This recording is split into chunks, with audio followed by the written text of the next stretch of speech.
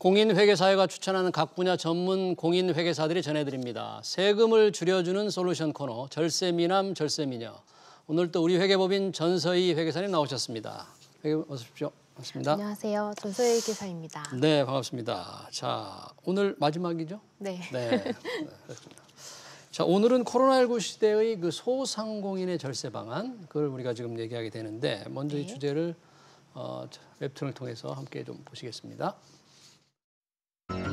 배달 주문은 그나마 간간히 들어오는데 매출이 줄어도 너무 줄었어. 아휴, 코로나19가 대체 언제까지 지속될지 큰일이에요. 그나저나 곧 부가세 신고 기한인데 배달앱 매출은 어떻게 신고해야 하나? 배달앱은 올해 처음 써봐서 잘 알아보고 신고해야겠어요. 이젠 정말 세금 하나하나가 다 부담이네. 그나마 임대인분이 임차료라도 깎아줬으니 망정이지. 우리 차라리 폐업하는 건 어떨까요? 이대로 얼마나 더 버틸 수 있을지 답이 안 나와요. 근데 지금 카페를 넘기면 권리금이나 제대로 받을 수 있으려나? 게다가 지난달 폐업 정리한 김 사장 말이야, 세금도 꽤 냈대. 뭐라고요? 상황이 나빠서 폐업하는데도 돈을 낸단 말이에요? 네, 코로나19로 피해를 입지 않은 분이 없는데 가장 고생하시는 분들이 이제 소상공인들이에요. 네. 소상공인들 뭐 조금이라도 세제 혜택을 받을 수 있는 게 어떤 것들이 있습니까?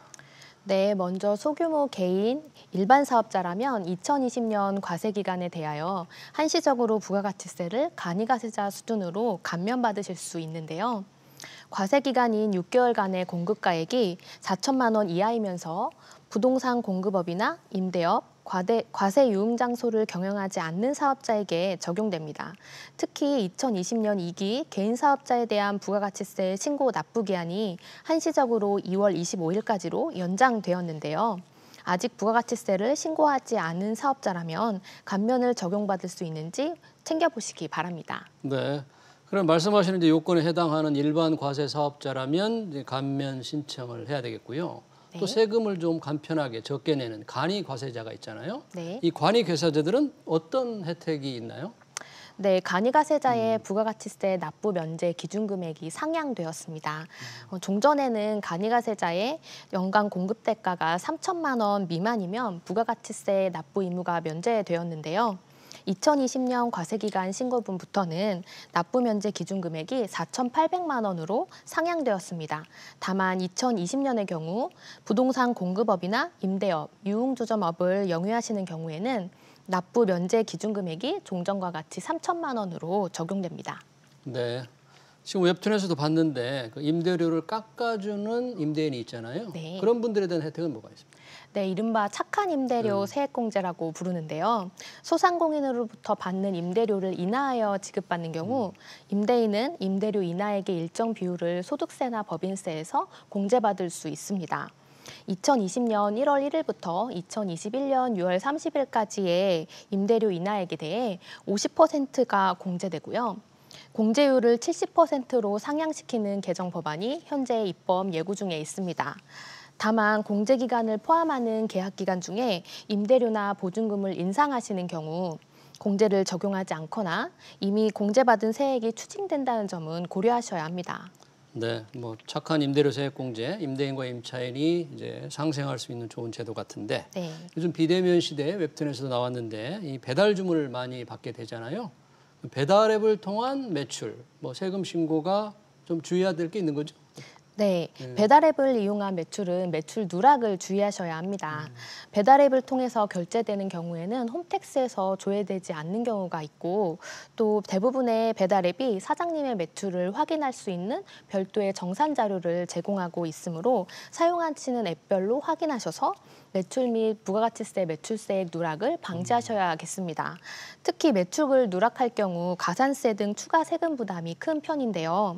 만약 1억을 매출해서 매출을 누락해서 3년 후에 추징될 경우 약 5,900만 원의 세금을 납부해야 하는데 이 중 1,700만 원이 가산세입니다. 네, 그 매출 누락으로 인한 이 가산세 부담이 꽤 큰데요. 네. 요즘처럼 힘이 들면 뭐 아르바이트생 다 보내고 내보내고 가족들끼리 경영을 하는데 그렇게 되면 혹시 세금을 줄일 수 있는 방법이 있을까요? 네, 요즘은 그런 경우가 많으신 것 같아요. 사례에서처럼 배우자와 함께 가게를 운영하시면서 사업자 등록은 남편이나 부인의 단독 명의로 되어 있다면 사업을 같이 운영하시는 가족을 공동사업자로 등록해서 소득을 분산하는 방법을 활용할 수 있습니다. 예를 들어 순이익 7천만 원을 가정해 보면요. 단독 명의라면 1,150만 원의 세금을 부담하지만 배우자 공동사업자로 운영할 경우 세금은 총 840만 원으로 310만 원의 세금을 줄일 수 있습니다. 그러니까 이제 부부가 공동사업자로 등록을 하면 소득이 나눠지니까 세금이 줄어드는군요. 네, 맞습니다. 소득세는 누진세율 구조라서 소득이 높을수록 높은 세율을 부담하게 되는데요. 공동사업자가 되면 소득이 분산되면서 적용되는 세율이 낮아져서 세금이 줄어들게 되는 거죠. 하지만 실제로 공동사업을 운영하지 않으시면서 명의만 대여한 경우 등의 조세회피 목적이라면 주된 공동사업자의 소득으로 보아 합산과세 등으로 주의하셔야 합니다. 이 가족과 공동사업을 할 수도 있지만 가족에게 이게 월급을 주고 일하는 경우도 많지 않습니까? 네. 이런 때는 혹시 세금 측면에서 주의해야 할 점 어떤 게 있습니까? 네, 가족이라고 해서 인건비를 인정해주지 않는 것은 아닙니다. 가족에게 지급하는 인건비의 경우에도 다른 직원에게 급여를 지급하는 것처럼 소득세 원천징수나 지급면에서 제출 등의 의무를 행하셔서 실제 지출 내역을 입증해야 합니다.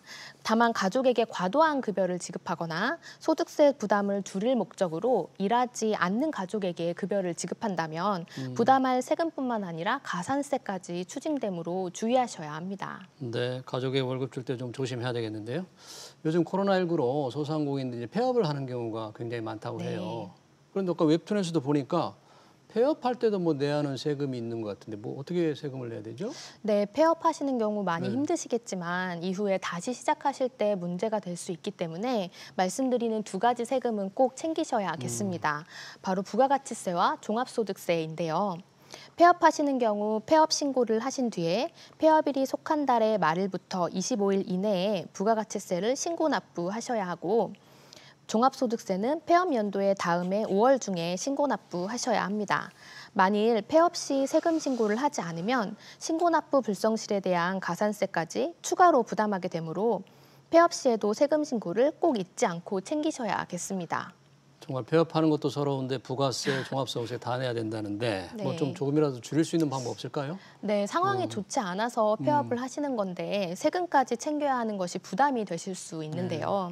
먼저 부가가치세를 조금이나마 줄일 수 있는 방법이 있습니다. 부가가치세법에서는 사업자가 폐업 시에 보유한 재고자산이나 집기, 시설 등 부가가치세가 과세되는 재화를 보유한 경우 해당 자산의 시가에 대해서 부가가치세를 납부하도록 규정하고 있습니다. 이때 폐업 시에 남아있는 실제 자산의 처분 가치가 낮은 경우에는 모두 처분한 뒤에 폐업 신고를 하시면 부가가치세를 줄일 수 있습니다. 그러면 뭐 처분할 자산이 거의 없는 경우, 많지 않은 경우는 어떻게 해야 될까요? 이때는 사업의 포괄양수도라는 방법을 활용하실 수 있는데요.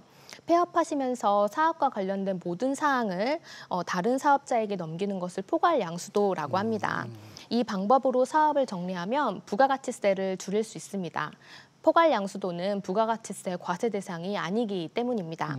다만 사업을 인수하는 사업자가 양도자와 동일 업종을 영위하고 모든 권리와 의무가 포괄적으로 승계되어야 하는 등 포괄양수도의 요건을 잘 확인해 보셔야 합니다. 네. 자, 뭐 포괄양수도 이제 가게를 이렇게 넘길 경우에 또 왜 권리금이라는 게 있잖아요. 네. 권리금을 받는 경우, 권리금을 넘기는 경우에도 세금을 내야 하나요? 네, 권리금을 받은 기존 사업자는 권리금 양도로 인해서 권리금에 대해서 기타 소득세를 납부해야 하지만 별다른 증빙 없이 권리금의 60%를 비용으로 인정받을 수 있습니다.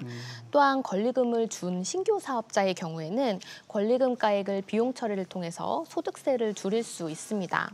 따라서 권리금을 주는 사람도 받는 사람도 권리금을 신고함으로써 세금을 아낄 수 있습니다. 네, 코로나19 시대 소상공인들 절세 방안 잘 들었습니다. 좀 요약해 주실까요? 네.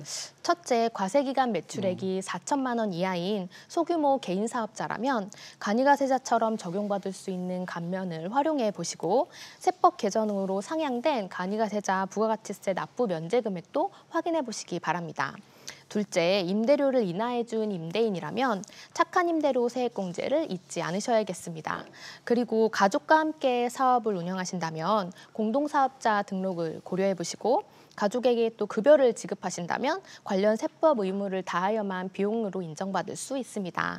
마지막으로 상황이 좋지 않아 폐업하시는 경우 폐업 신고는 필수이며 권리금 양도도 양도인의 기타 소득세를 신고 납부해야 된다는 것과 부가가치세, 종합소득세 신고도 잊지 마시고 좋은 마무리로 다시 시작할 수 있는 힘을 얻으시길 기원하겠습니다. 네, 코로나19 시대 소상공인 절세 방안 잘 들었습니다. 지금까지 우리 회계법인 전서희 회계사였습니다. 고맙습니다. 감사합니다. 네.